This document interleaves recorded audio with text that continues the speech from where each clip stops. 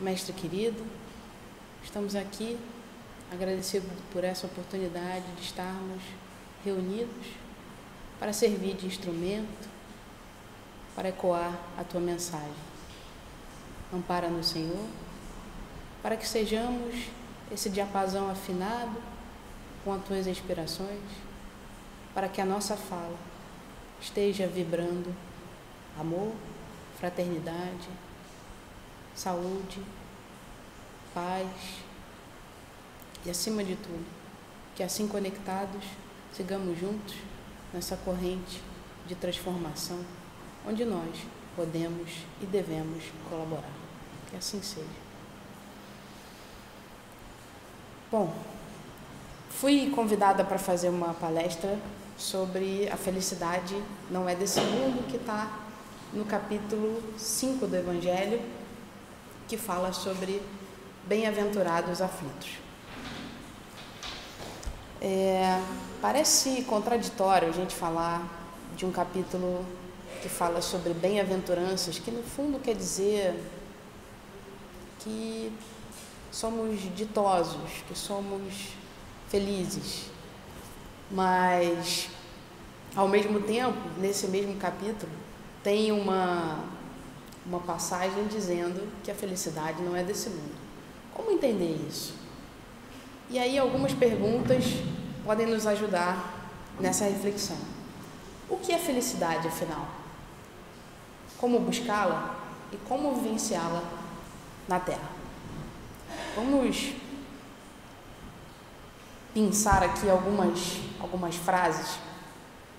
Viver as leis de Deus é uma necessidade íntima da criatura, é uma necessidade psicológica. Consequentemente, felicidade só existe no cumprimento às leis de Deus. Se eu só posso ser feliz cumprindo as leis de Deus, a primeira pergunta é: eu conheço essas leis de Deus? Dizem que elas estão escritas na nossa consciência. Se elas estão escritas na nossa consciência, pode ser que elas estejam adormecidas em algum lugar e que precisem de um espaço para emergir, para florescer. E à medida que nós vamos nos conectando através do exercício da fé sincera, nós vamos dinamizando esse lugar e abrindo espaço para essa conexão, para a expansão do nosso entendimento sobre essas leis. E aí, mais uma vez, a gente começa a pensar sobre o que é permanente e o que não é permanente. Porque quando a gente está aqui, no mundo, a gente vive o que nós chamamos das pressões do mundo material. Mas nós não somos feitos apenas de um corpo de carne. Reconhecendo a ciência já há algum tempo de que nós transcendemos o corpo físico, que a nossa mente, que a nossa individualidade segue presente, por exemplo, quando nós sonhamos e nos reconhecemos como indivíduos, isso já é um vislumbre pequeno de que permanecemos, mesmo quando desconectados do corpo físico. Então, se acreditamos que essa vida é uma vida como a natureza, que se recicla, que se renova, e que nós temos um tempo em cada experiência, é natural que a gente comece a se questionar: de onde viemos? Qual é a finalidade de estarmos aqui? À medida que nós vamos abrindo espaço para esses questionamentos, vamos aprendendo a ouvir os nossos sentimentos, a nos conhecer. E aí, devagarinho, a gente vai entendendo essa outra frase. É o amadurecimento do ser, é a criação de um vínculo indestrutível entre criatura e Criador, que é a conquista da verdadeira felicidade.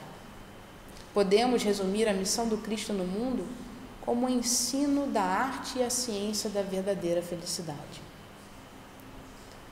Ao mesmo tempo, à medida que nós vamos avançando nessas conjecturas, nessas questões, surgem essas perguntas.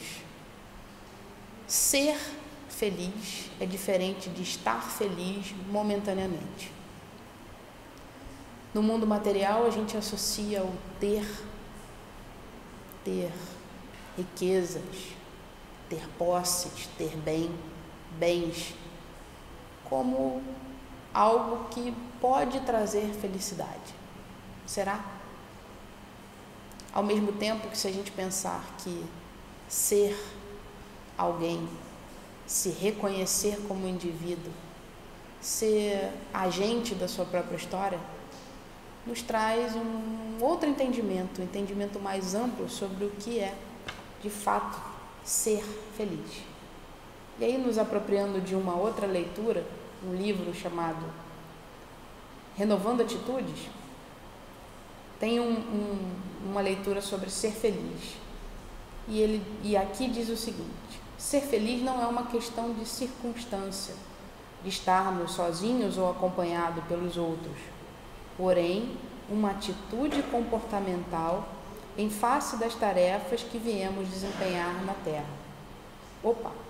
É uma atitude comportamental, não tem nada a ver com circunstâncias externas. Então, quer dizer que para eu ser feliz, ou para eu me considerar num estado de maior felicidade, eu tenho que me predispor a compreender o que é ser feliz para mim.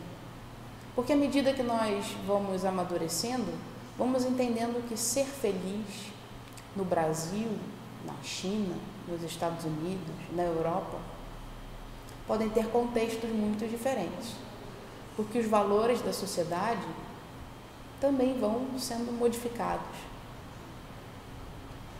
E aí, mais uma vez, o nosso principal objetivo é progredir espiritualmente.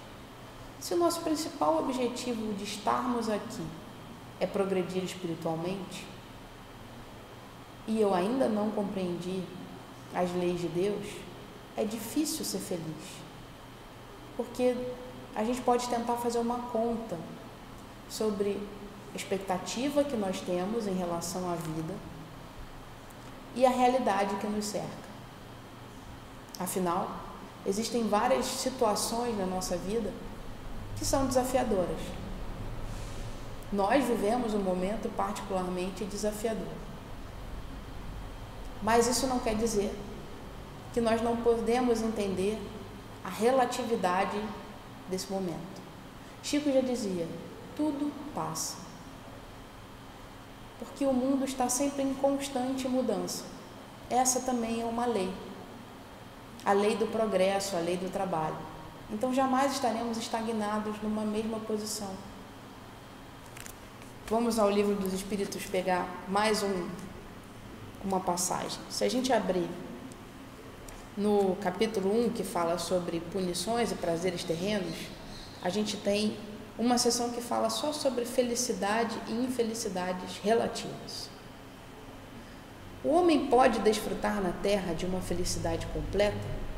Não, porque a vida lhe foi dada como uma prova ou como uma expiação, mas depende dele suavizar seus males e ser tão feliz quanto lhe seja possível sobre a terra.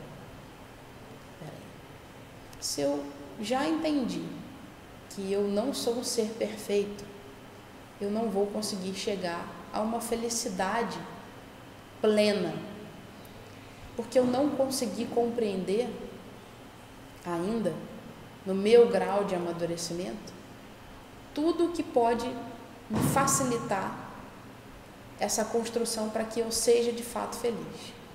Mas quando a gente falou lá no começo de que vivenciar as leis de Deus, além de ser uma necessidade íntima de cada um de nós, é que felicidade de verdade plena só existe no pleno cumprimento das leis de Deus. Se eu não conheço as leis de Deus com essa plenitude, com essa profundidade, dificilmente eu vou conseguir entender com maturidade quais são as ferramentas, as habilidades, os conhecimentos que me ajudam a atravessar essa experiência na Terra para a gente ser mais feliz. Vamos seguir. Compreende-se que o homem será feliz na Terra quando a humanidade estiver transformada. Mas, enquanto isso não acontece, ele não pode desfrutar de uma felicidade relativa. Se Jesus veio como enviado de Deus nos ensinar a ciência e a arte de bem viver, de ser feliz, nós podemos sim desfrutar de uma felicidade relativa.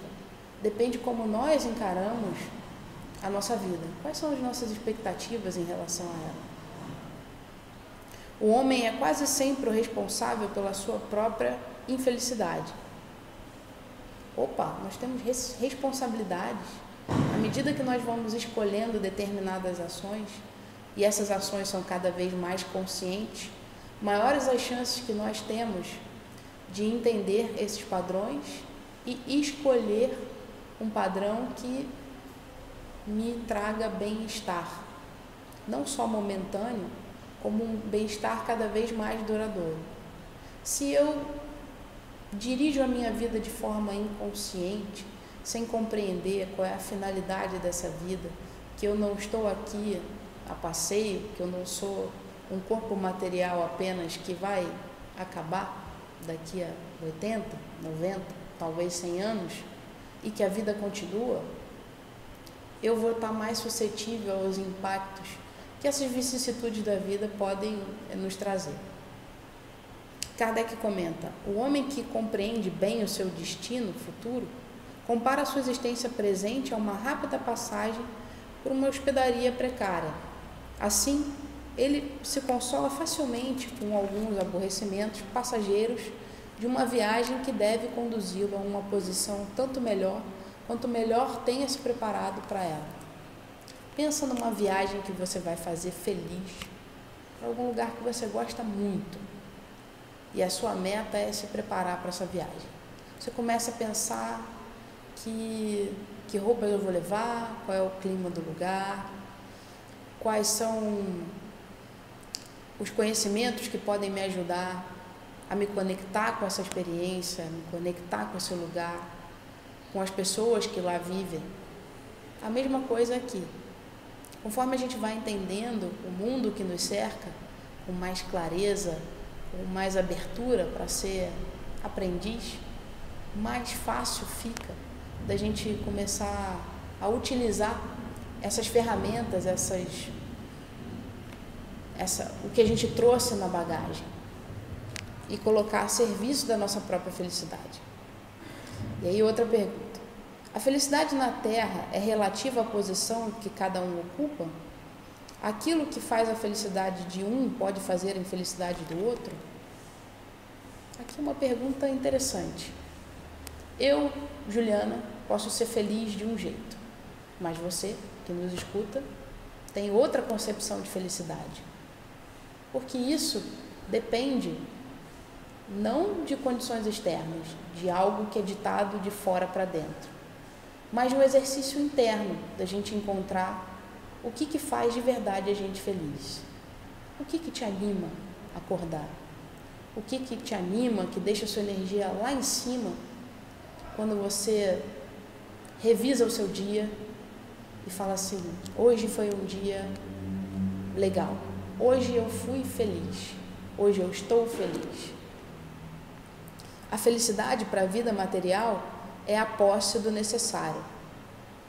Se a gente considera que a gente está aqui de passagem, mas a gente tem minimamente tudo que a gente precisa em termos de segurança, alimentação, convivência social, a gente de alguma sorte já pode se considerar bastante feliz.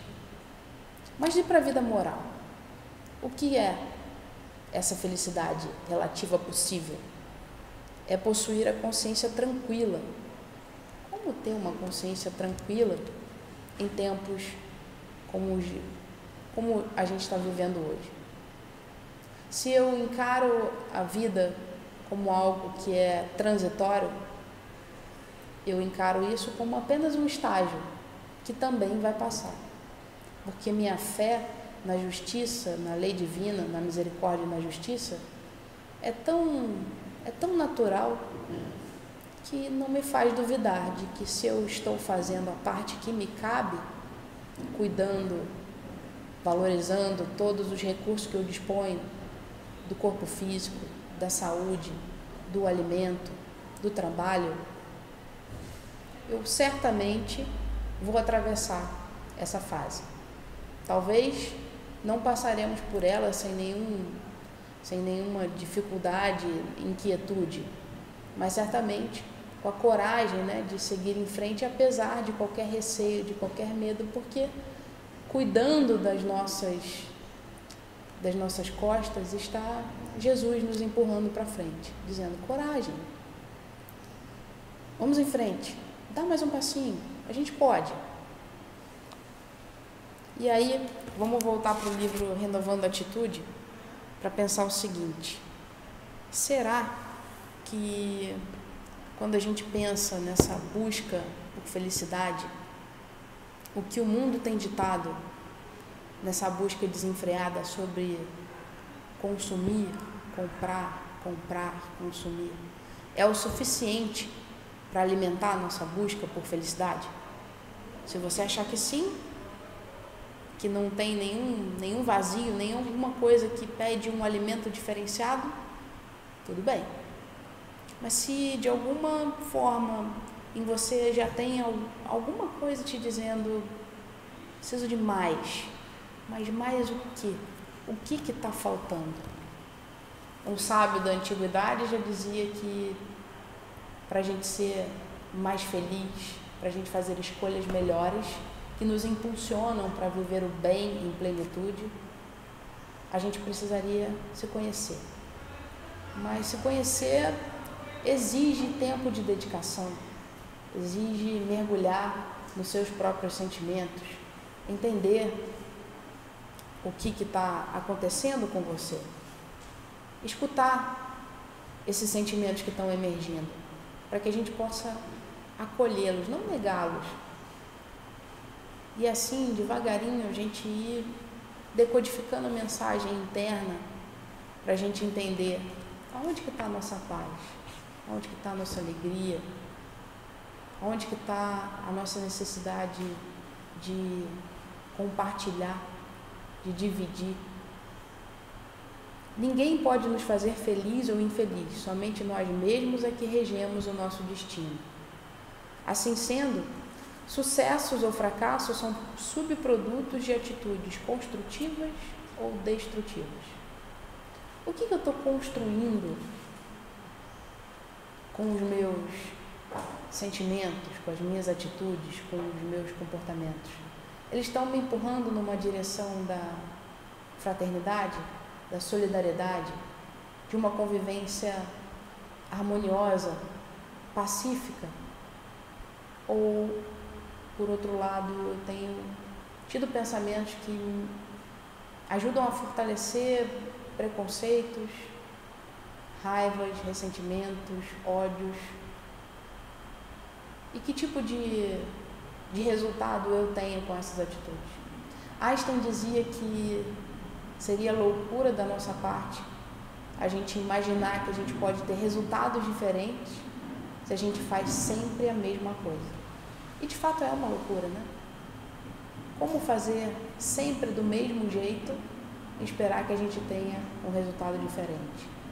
Todos nós pedimos a cada ano que começa: quero um ano melhor, de mais paz, de mais abundância, de mais alegria, de mais saúde. Mas o que eu alimento diariamente? O que eu construo diariamente? Um descuidado com a minha própria saúde? Um desamor comigo e com os meus semelhantes? Certamente isso não nos levará a um mundo mais amoroso, mais fraterno. Outro importante personagem da nossa história, Gandhi, dizia que nós precisamos ser a mudança que nós queremos ver no mundo. Ser a mudança está alinhado com que o verbo amar nos solicita. Verbo é ação. Ação que nos conduz a um estado de libertação, de melhoria, para que a gente possa entender qual é a parte que nos cabe. Se eu sou uma gotinha que somada com todas as outras vai dar no oceano, eu preciso me juntar a essa corrente,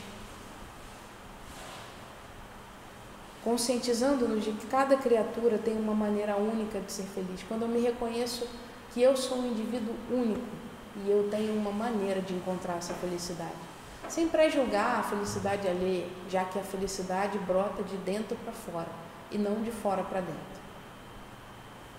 Para sentir as primeiras ondas do gosto de viver, basta aceitar que cada ser humano tem um ponto de vista que é válido, conforme a sua idade espiritual. Nós que conhecemos alguma coisa da história do Cristo, dos seus ensinamentos, percebemos que ele nos convida a construir o reino de Deus em nós. Para construir o reino de Deus em nós, a gente precisa agir de acordo com as leis de Deus. E Jesus disse que as leis de Deus poderiam ser resumidas em 2 mandamentos: amar a Deus sobre todas as coisas e amar ao próximo como a si mesmo. Como amar ao próximo se eu ainda não me amo? Como amar a Deus sem amar a mim e sem amar ao próximo? Esses 2 mandamentos estão intrinsecamente conectados e nos convidam a uma revisão de valores. Assim como agora, na época que vivemos, somos convidados ao mesmo tempo a fazer essa revisão, essa reflexão. Como podemos construir um mundo mais ditoso, mais feliz agora? Certamente não será ainda um mundo perfeito, já que nós ainda não somos seres perfeitos. Mas uma felicidade possível, relativa, já é passível de ser desfrutada. Deus, porque ser feliz, basta entender a felicidade dos outros, é também a nossa felicidade. Uma outra lei divina diz que seremos mais felizes à medida que formos capazes de fazer outras pessoas também felizes. Isso nos convida, por exemplo, a entender qual é o valor de nós sermos solidários e fraternos, porque isso dinamiza um amor de doação, que nos injeta uma felicidade imensa. Pensa você, o que significa fazer parte de uma corrente do bem que nessa hora tem socorrido aqueles que precisam? Uma campanha de arrecadação de alimentos, uma campanha para que oremos juntos, para que socorrendo uns aos outros possamos fazer valer o que Jesus disse, onde mais de um de vocês estiverem reunidos, buscando fazer o bem, lá eu estarei, somado, multiplicando o amor, dinamizando essas energias. Isso naturalmente nos eleva, nos inspira. A felicidade dispensa rótulos e o nosso mundo seria mais repleto de momentos agradáveis se olhássemos as pessoas sem limitações preconceituosas. Covid não vê nenhum preconceito com cor, raça, credo, orientação sexual. País onde vivemos, não importa. Num hospital, eventualmente, um negro atenderá um branco. Alguém que tem algum problema com alguma orientação religiosa, alguma orientação sexual, lá também será atendido por esses profissionais. E assim, a vida vai nos ensinando no cotidiano, com dicas muito singelas, de que somos todos irmãos. E para desfrutar de uma felicidade, precisamos valer. Precisamos fazer valer isso. Felicidade não é simplesmente a realização de todos os nossos desejos. É antes a noção de que podemos nos satisfazer com as nossas possibilidades reais. Lembra? Expectativa e realidade. O trabalho interior que produz felicidade não é, obviamente, meta de curta etapa, mas um longo processo que levará muitas existências através da eternidade, já que existem muitas moradas na casa do nosso Pai. À medida que nós vamos evoluindo intelectualmente, moralmente, naturalmente, nós vamos construindo esse reino de Deus em nós, que vai trazendo paz e felicidade. Mesmo que nós estejamos aqui, encarnados momentaneamente nesse mundo, é possível desfrutar dessa felicidade relativa. Basta que nós coloquemos a nossa força interna numa ação sempre benéfica para conosco, de alto amor, de benevolência, de indulgência, para com as nossas imperfeições, não de acomodação, mas assim, mais ciente das nossas imperfeições, acabamos também, naturalmente, sendo mais tolerantes, amorosos, benevolentes com o próximo, já que ele é igual a mim, erra, é imperfeito e também está tentando acertar. Então, assim, juntos de mão dadas, certamente construiremos um mundo cada vez mais feliz. E você, já está disposto a ser mais feliz? Vamos dar as mãos juntos e assim a gente pode construir um mundo mais feliz. Vamos fazer uma prece e assim aproveitar essa reflexão para emanar e doar energias positivas. Mestre querido, obrigado por estar aqui conosco, nos incentivando a essa renovação. Que juntos possamos emanar as melhores energias que dispusermos nesse momento, para que elas sejam recolhidas pelos teus trabalhadores e distribuídas entre encarnados e desencarnados, que tanto precisam para se reequilibrarem, para curarem suas feridas, para restabelecerem a saúde do espírito e do corpo físico. Que assim, irmanados num só pensamento, suba até ti as melhores vibrações para que ela seja distribuída para todos os necessitados do mundo. Fica conosco, Senhor, nos dando a coragem necessária para vencermos mais um dia e a paciência, a resignação para entregarmos a Ti os resultados que estão fora do nosso alcance, do nosso entendimento. E assim, confiante na Tua providência, seguimos trabalhando, alinhados com o Teu propósito de transformarmos-nos em Teu instrumento de amor e de paz. Que assim seja, graças a Deus.